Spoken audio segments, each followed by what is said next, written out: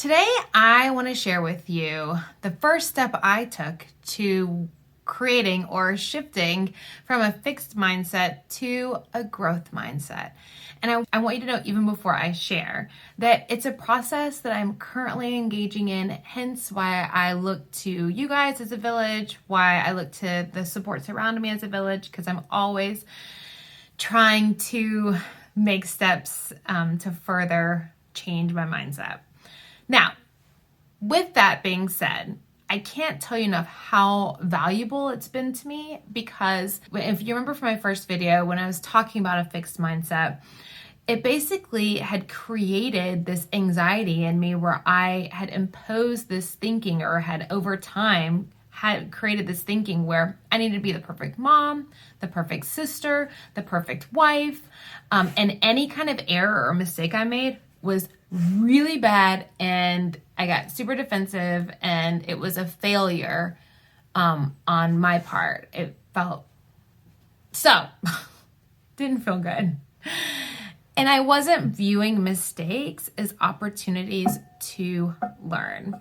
So now I'm really opening myself up to all kinds of feedback, all kinds of mistakes, and recognizing that I can view those mistakes as opportunities for learning. Then that's kind of a way I'm able to know that I am growing. Okay, with all of that said, the first step that I took was to know my story. So basically, what does that mean? That sounds really big, really vague. What do you mean I need to know my story?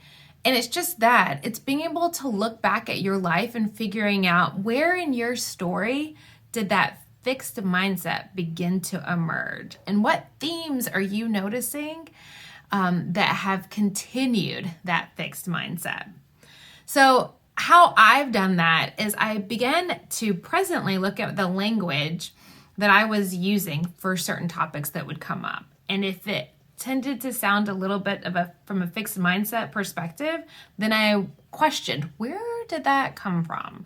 So if I noticed in my language that I was thinking to myself or saying out loud or saying to somebody else sarcastically, I'm not really good at that, or that doesn't come natural to me, or my so-and-so is really good with that, but that just wasn't my shtick. That just is not something I'm good at.